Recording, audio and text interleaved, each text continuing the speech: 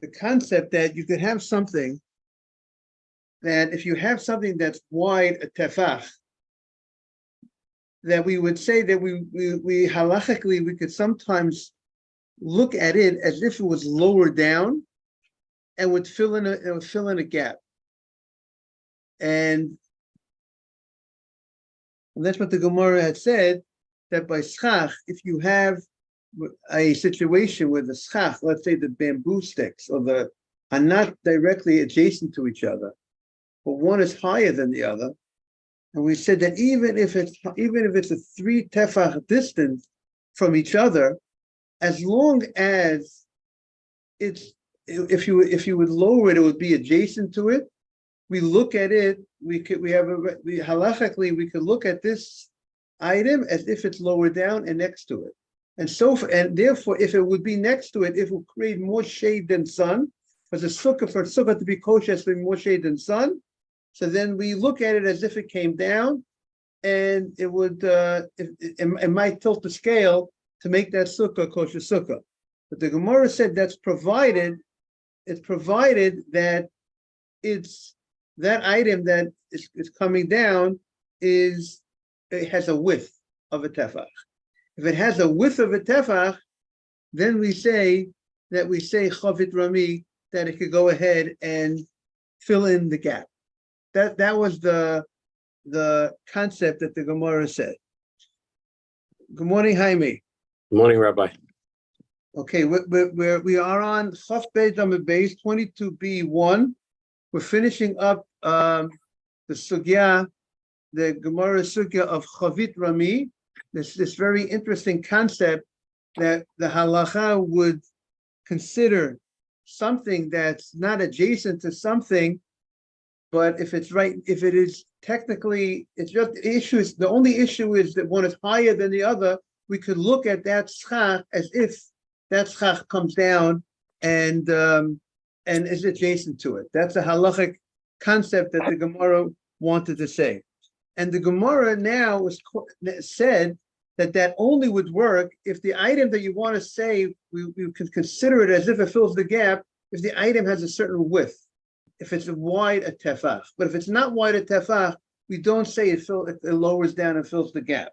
The Gemara challenged that, because the Gemara found a case by Eruvin when you were creating a certain korah, a certain beam that you're going to use in the front of your alleyway as a recognition for the people that they should know that here is private property, here is public property, where the Gemara said that if you had 2 beams, and each beam itself, and each beam was not a tefach.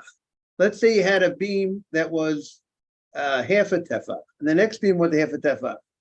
And the Gemara is going to say, we still see that we're going to apply the principle that we will say that we look at the beams as if they came down and they're next to each other, even though the beam that's next to it is not, it's not a tefach.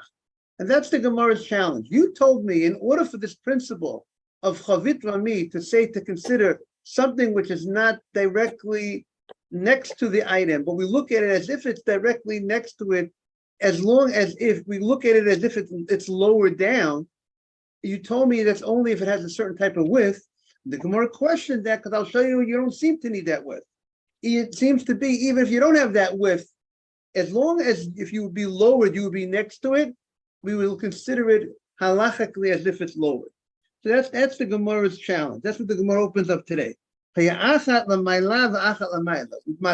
these 2 beams that are next to each other. That's by the entranceway of the alley. One is higher and one is lower, and we said these beam has to have total together, has to be tefach together. We said, even though each one is not a tefach, we say that we look at it as it's lower down. Let's see it inside. These 2 beams, which we said in the laws of Eruvin, have to total a tefach. If each beam was not itself a tefach, each beam was a half a tefach. Rabbi Yehuda Rabbi Yossi Omer, Rabbi Yehuda Rabbi Yossi says, Royin Ha'elyonah, we look at the top beam, ki'ilu hi lamata. We look at it as if it was lower down and next to that beam that's lower. Ve'et tachtona and hilu hilamala. We consider the bottom beam as if it was up, if it was up higher up. Meaning to say, what does El Yonah mean? El Yonah means high up. Elyon, like we say, Kel Elyon, the most high. We look at that. We look at the bottom beam as if now what does that mean? That means to say there's certain laws here that says the beam can't be higher than 20 amot, right? We say you have to be able to see the beam to know that separating this is private property, but something is too high you can't really see on a normal basis, right? It's like a menorah can't be too high. Right, exactly. A menorah can't be tall. You can't have 100-foot menorah. You can't have 100-foot sukkah. You notice you don't see anybody having a sukkah that's 100 feet tall. It's not kosher sukkah. It's too high. The schach is too high. Good morning, Simon. So too, the same thing. There's certain over here also. It can't be too high, and therefore also it can't be too low. And in order for it to be kosher, it has to be at least 10 tvachim off the ground. It has to be a minimum of 10 tvachim, let's say it's between 30 and 40 inches off the ground. So as long as the beams that we're dealing with, none of these beams come higher than 20 amot high, and none of the beams come lower than 10 tvachim. So we could say we could look at these beams, these two beams that are, one is higher than the other. The fact that one is higher than the other does not invalidate it. We could consider the two beams as if they're next to each other. And now, if they're next to each other, if they equal a tefach, then that's considered you have a proper beam, because there was a minimum size of a beam that's necessary for this type of a roof situation to allow you to carry within the alleyway. This beam had to have a size of a tefach. And even though you didn't have a size of a tefach of one beam, now if you would have two beams right next to each other, and this is a half a tefach, you would say, of course, that's considered one tefach. Two beams, each one is half a tefach, they join to one tefach. So now the chidush is, the novelty is that even though the beams are not adjacent to each other, one beam is higher, and this is half a tefach. We say we look at this beam and this beam as if they add a tefach. They total tefach. Now the Gemara continues. But if any situation you have that these beams are within 20 amot, we say Amina Chavit Rami. We will apply the principle that this top beam, which is higher up, we look at it as if it came down. Afagav the lesba tefach, even though it doesn't have a tefach. And you told me before that if you have something, if something is not a tefach, we will not look at it as if it lowers down. It has to have a size of a tenth, so to speak, a tefach, to say that we'll look at it's lower down. And here we look at it as if it's lower even without a tefach. So that's the Gemara's challenge. The Gemara answers, Amalei Taritze Mochi. The Gemara says, I want to tell you, you have to explain it this way. Really, the Gemara accepts the question, meaning I'm not changing my tune.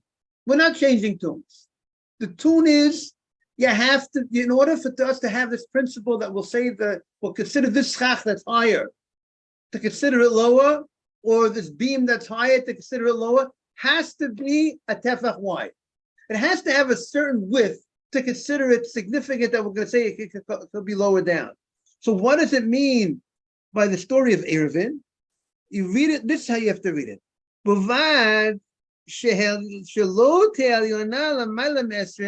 The top beam can't be higher than 20 amot, ela betoch esrim. The top beam has to be within 20 amot, v'hatachtona smuchala v'pocha mishlosha. And the lower beam is close to the top beam within 3 tvachim, which means the following. If I have two beams, Mr. Haber, one is here and one is here. As long as the two beams are within 3 tvachim, we say when you have an insignificant amount of space between two items, we look at the two items that they're connected. That's what is the 20 amah that you're talking about? Very good. But still, even though you're connected, but you only would work that none of them are higher than 20 amot. Because if anyone is higher than 20 amot, it's like you're connected to something higher than 20 from the ground. If higher than 20 amot from the ground, it's no good. That's what we're saying. But now the principle that's working here is not the principle that we say we lower it down principle. No.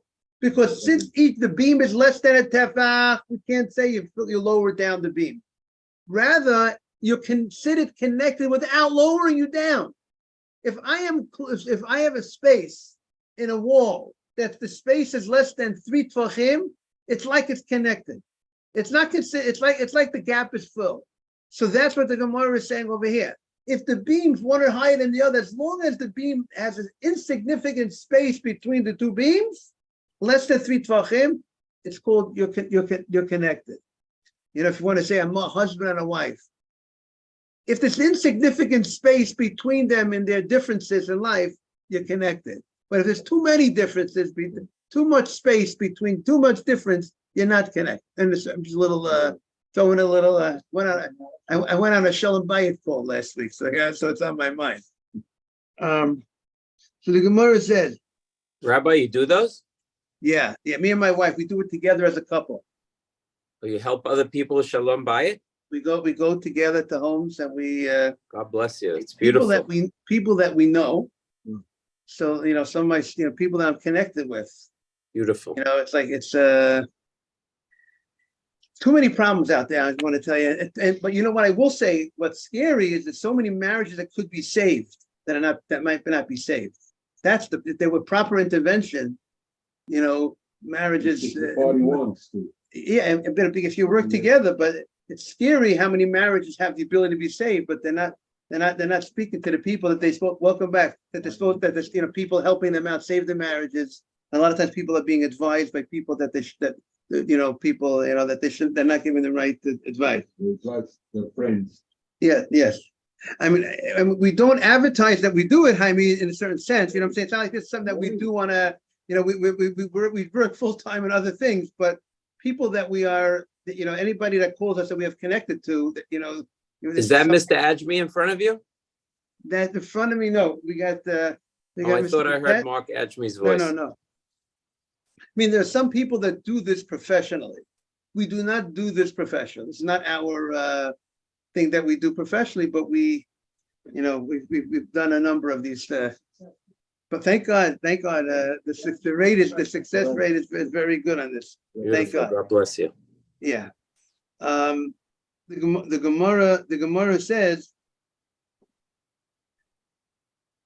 Inami, and the Gemara continues, the bottom beam cannot be lower than 10 tvachim, it has to be higher than 10 tvachim, and the beam that's next to the bottom beam,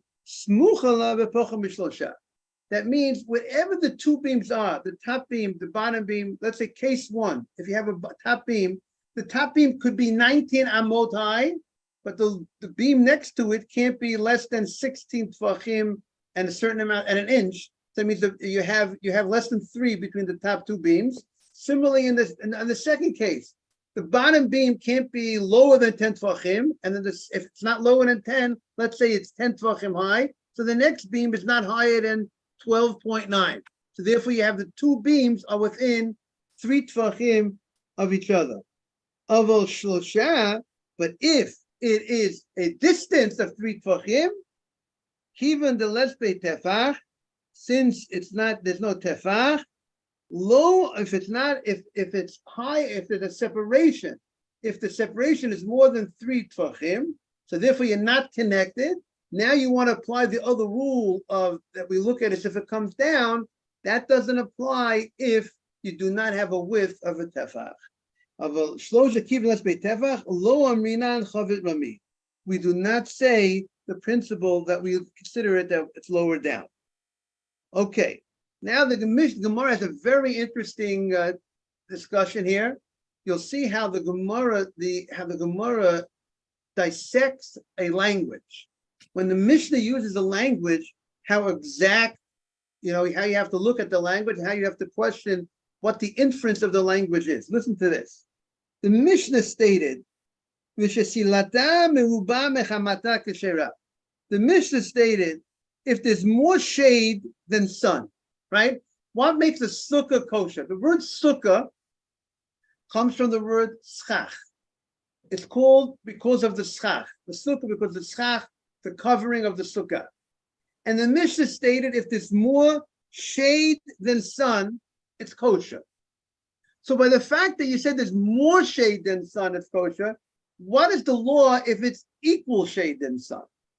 The inference is, if you said there's more shade than sun, implying if there's the same amount of shade and sun, it won't be good.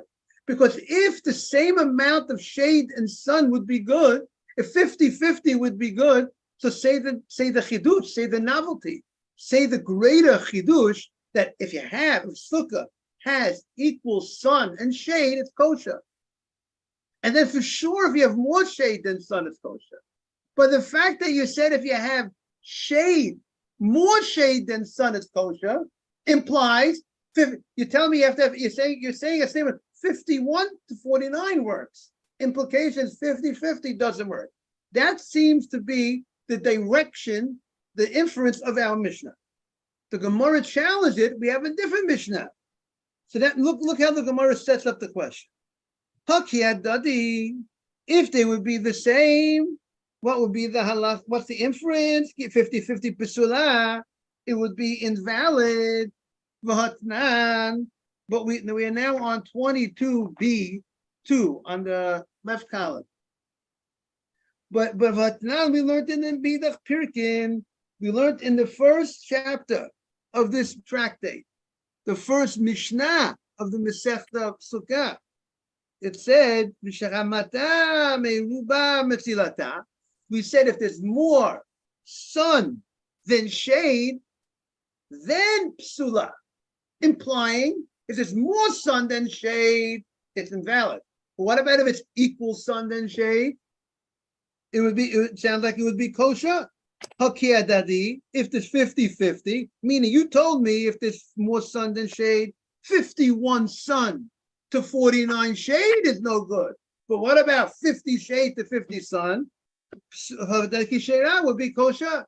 So now we're going, the inferences in each Mishnah is taking us in two different directions. They're coming with two different conclusions. So the Gemara wants to know how do we explain it? So the Gemara says, lo kasha.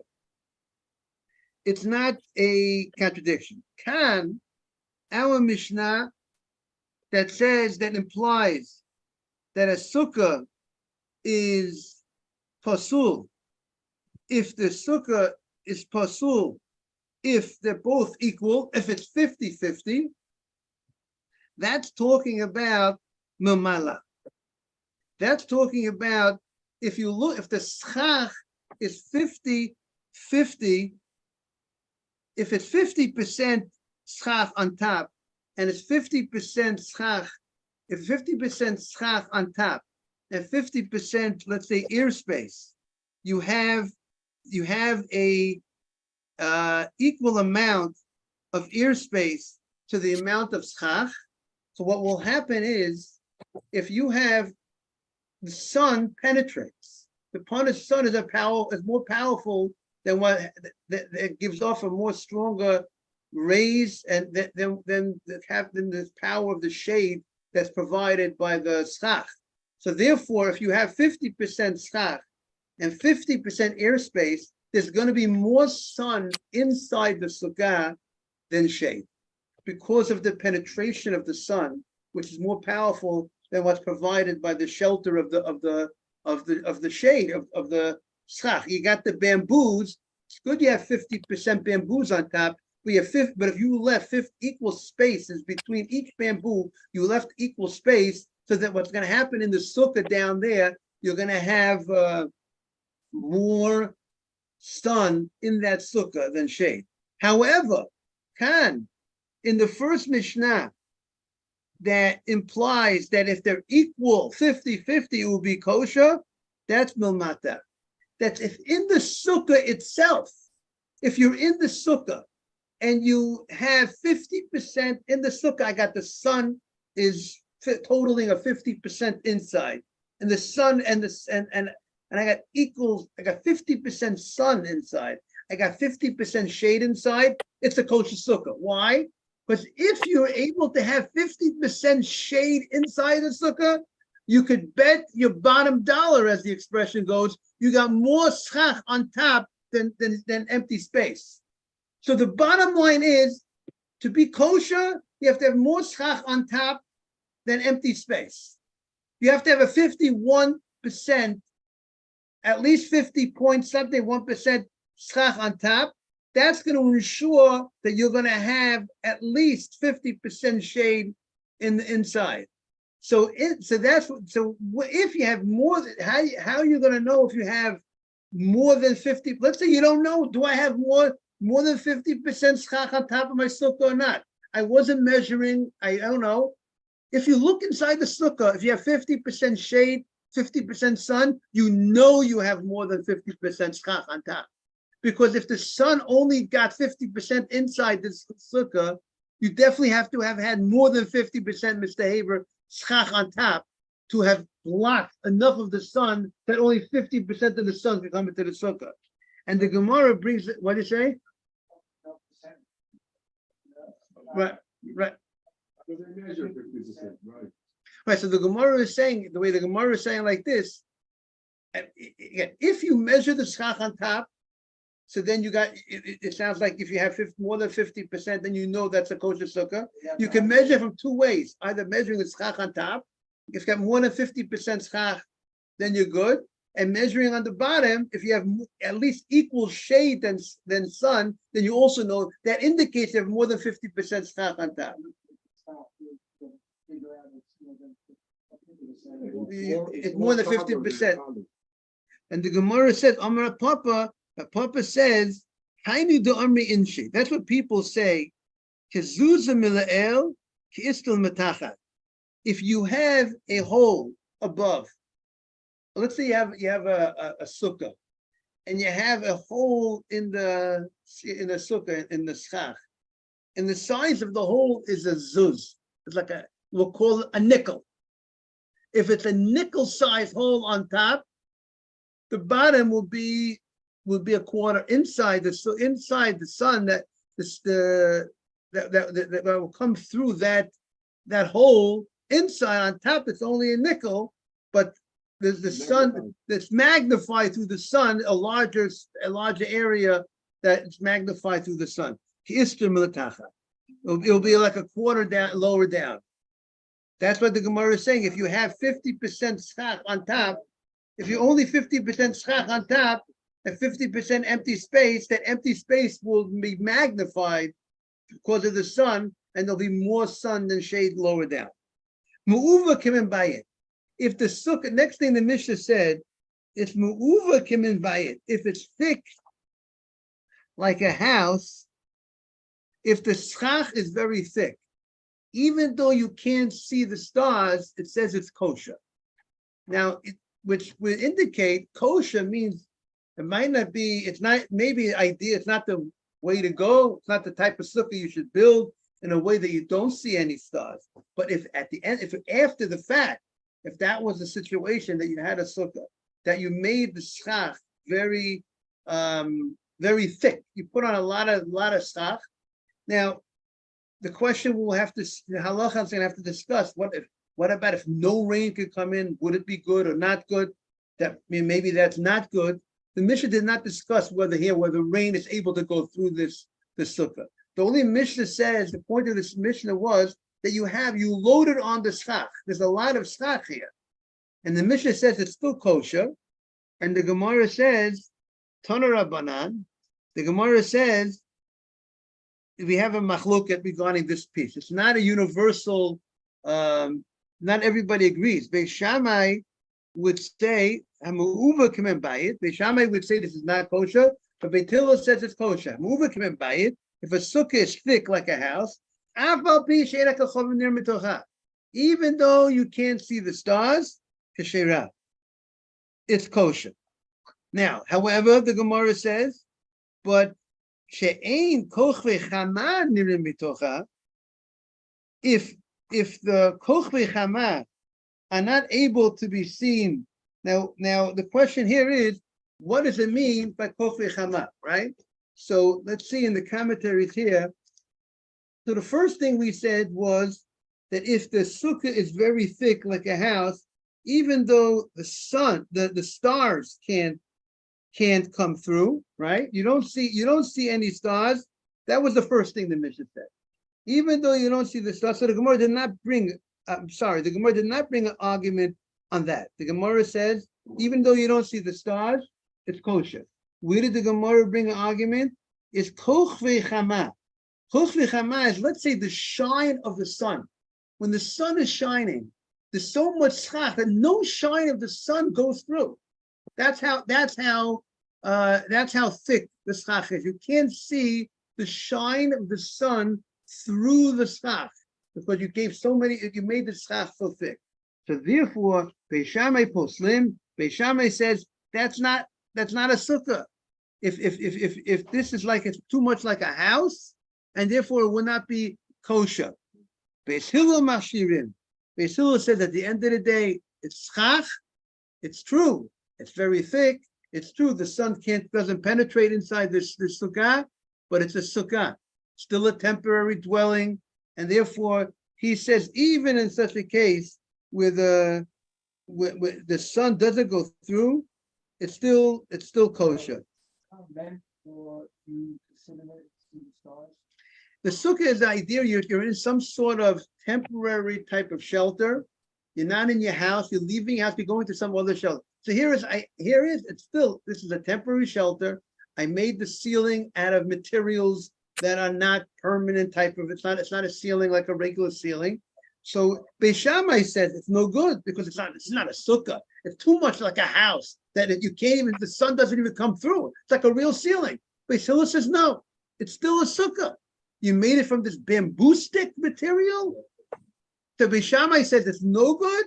Beis Hillel says it's still good. The sukkah is still good, even though you have a lot of stuff. Beis Hillel has a right. I mean, he feels that that's the halacha. He feels the halacha allows such a sukkah. Have a great day, Jaime. It's great to see you back. Thank you, Rabbi. Have a great day.